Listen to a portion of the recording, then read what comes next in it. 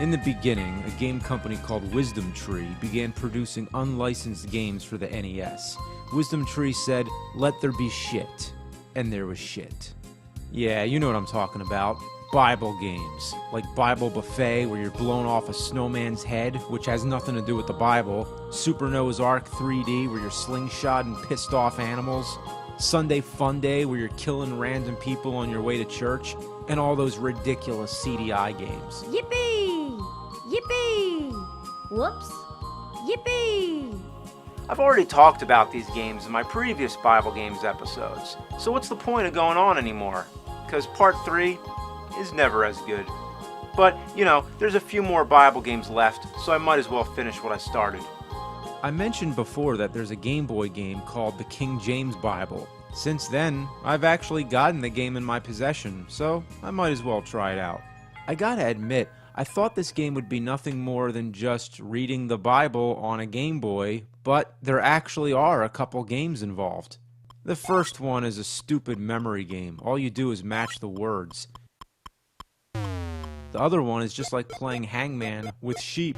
You have to guess the hidden word by choosing all the correct letters. If you choose a wrong letter, one of the sheep will hop the fence. If they all get over the fence, you lose. Like right now. I'm really stumped. Damn, you fucking sheep. Alright, what's the word? Goodliest? Who the fuck uses a word like that? Blessedness? Of course, they're all ancient words that nobody says anymore in common speech. Well, that's all there is to that. I marvel at this game's shitliness. Of course, you can read the Bible, basically if you want to use your Game Boy as an old-fashioned ebook reader. I wonder how many batteries you'd need to go through the whole thing. The other thing you can do is search for words in the Bible. For example, we could search, I don't know, how about the word ass? Okay, I had no idea there'd be this many results. Then they rent their clothes and laid at every man his ass, lose his ox or his ass. Whose ass have I taken? Deliver unto his neighbor an ass. Which of you shall have an ass? He had found a young ass, the dumb ass. It says dumbass in the Bible. Saddled his ass, opened his sack to give his ass. The lion had not eaten the carcass or torn the ass, riding upon his ass. I'm going to hell. Next game, we have something kind of special. It's an unlicensed NES game called 6-in-1. That's pretty much the title. How creative. Unofficially, it's known as Caltrin 6-in-1 because the company who made it, Caltrin, went out of business before they sold off all their games. Hot selling. Yeah, right. Well, another company called Myriad bought their inventory, slapped their own sticker on the front, and started selling them again. For this reason, the Myriad version is even more rare. Its price in auctions is usually much higher than the Caltrin version, even though technically they are both the same exact game. Myriad didn't make any programming changes whatsoever. Even the title screen still says Caltrin on it. That sticker on the front, let me tell you, that is one expensive sticker. With that bit of trivia, you're probably wondering, what does this have to do with the Bible? Well, there's 6 games on it. All of them suck major shit. And they definitely went for quantity over quality, much like Action 52, although it's not that bad. Honestly, the games aren't horrible, they're just mediocre copycats of other games. Cosmos Cop is a ripoff of Space Harrier, Balloon Monster is a ripoff of Buster Brothers, Porter is a ripoff of Sokoban, Bookymon is a ripoff of Make Tracks, also known as Crush Roller. Magic Carpet 1001 is sadly the most original of all of them. But there is one Bible game on it, Adam and Eve. It's a 2-player co-op game where you fly around on balloons and try to land on top of cute little worms. Out of all the games on this cartridge, this is probably the most original. They sure put a new twist on the story. Instead of Adam and Eve being a man and a woman, they're now asexual twins. Take your guess which is which, the one with green hair or the one with red skin. Are they aliens or something? Is that why there's space in the background? The Tree of Life apparently is now just a few bamboo sticks crossed together. The serpent is now a whole army of balloon-flying worms. And there's a bird that lays eggs on you. What kind of bird lays eggs while it's flying? That's like a human mother running a marathon and just dropping out a baby. The only other thought is that it's an egg-shaped piece of shit, but it's from a bird, so it would usually be white, which would be the color of an egg, but instead, it's brown like shit. I don't know what I'm talking about. I myself wouldn't know how to make a game based on Adam and Eve, but I'd never think to make the forbidden fruit actually count as points. What were they thinking when they came up with this? I guess they were just trying to be really original. Well, nope. Actually, it's a complete ripoff of Balloon Fight. And if you really want to go back further, Balloon Fight was very similar in gameplay style to Joust, just with balloons instead of, well, ostriches. So basically, the game has nothing to do with the Bible. So why am I even bothering to include it as part of Bible games? Well, here's a better question. Why the fuck did they call it Adam and Eve? Well, that's the last of the Bible games on the Nintendo consoles. It sure was a sacrilegious shit stain on the NES library, but it wasn't enough for Wisdom Tree, no. They had to put out their games on the Sega Genesis console as well. Tell you the truth, these are all games I've reviewed already on NES. Sometimes the Genesis versions are different, like they were with Action 52, but this is not the case here. All these games are nearly identical to their 8-bit counterparts. Spiritual Warfare is pretty much the same. You know, that Legend of Zelda clone where drug dealers are shooting lasers at you from alleyways. Since the whole game functions just like Zelda, with item inventory and everything like that, wouldn't it have been nice to use the same save feature? Instead, there's this annoying password system. If you're gonna copy anything from Zelda, have a save feature. And that was on NES, so you'd think with a more advanced console, they'd be able to do that again. Then there's Exodus and Joshua, which were both the same two games anyway, which were both adapted from a game called Crystal Mines. Not much to reiterate here, just going around blasting giant cheese puffs. Then there's Bible Adventures, which again is the same as the NES version, just with slightly different graphics. Gotta love that classic Baby Moses game. The best part's drowning your own baby and then killing yourself. Isn't that nice? Then, of course, there's David and Goliath, which might as well be called David and the fucking sheep, because that's all you do is carry sheep from one place to the next. Man, who the hell is able to pick up 3 sheep and climb a tree? And this may seem like a minor complaint, but when you pause the game, the music keeps going.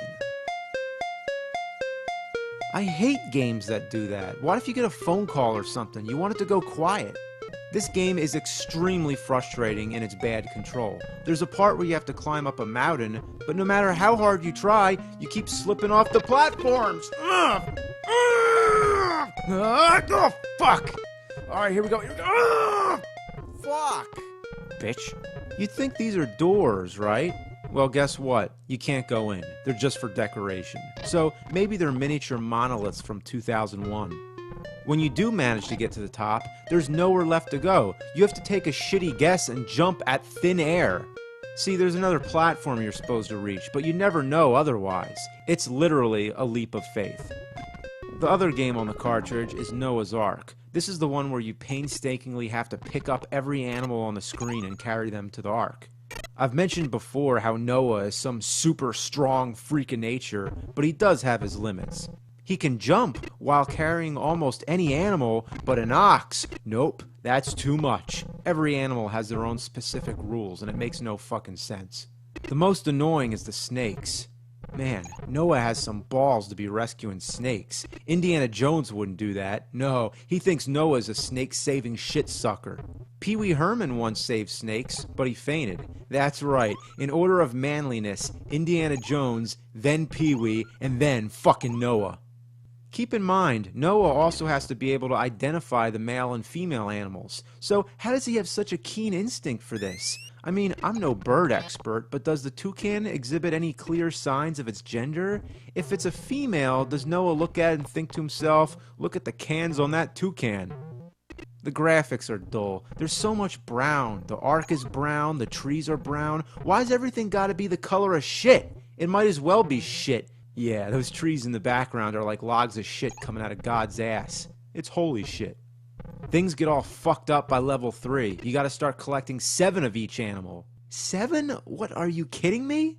The monkeys. I hate them. They're so fucking hard to catch. I'm gonna get you, you stupid monkey. Yeah, whatever it takes, fuckface. You're slime. You're filth.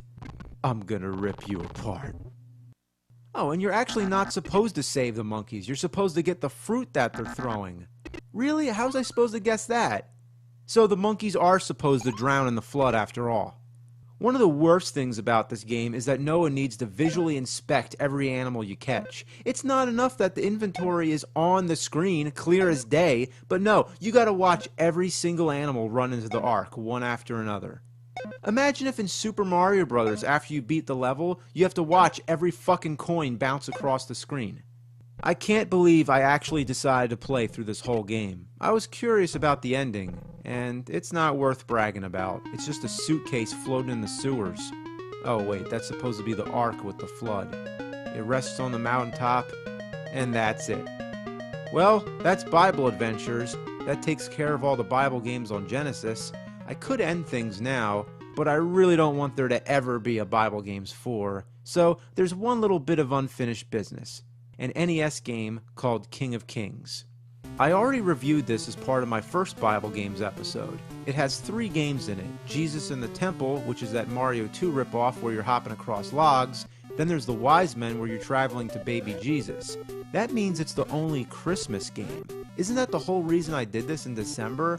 Why did I do all these other Bible games?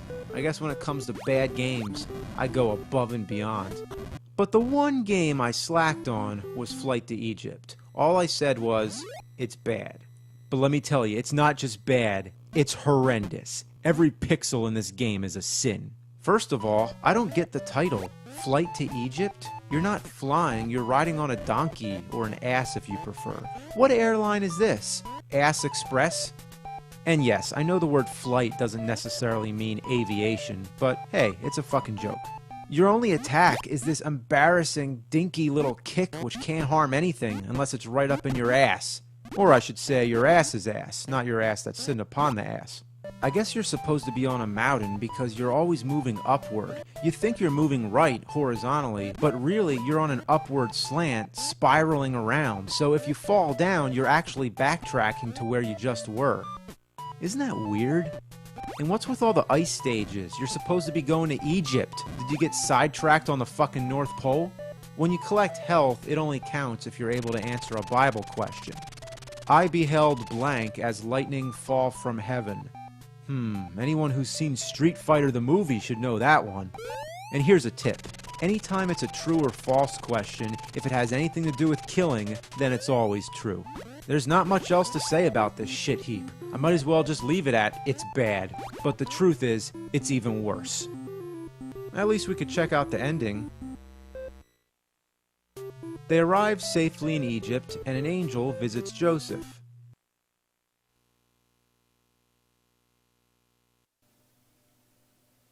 And that's it? Did anything else happen? Did the angel say anything? Did the sight of the angel make Joseph sick in his stomach? Did the donkey stalk them in their sleep? What happened?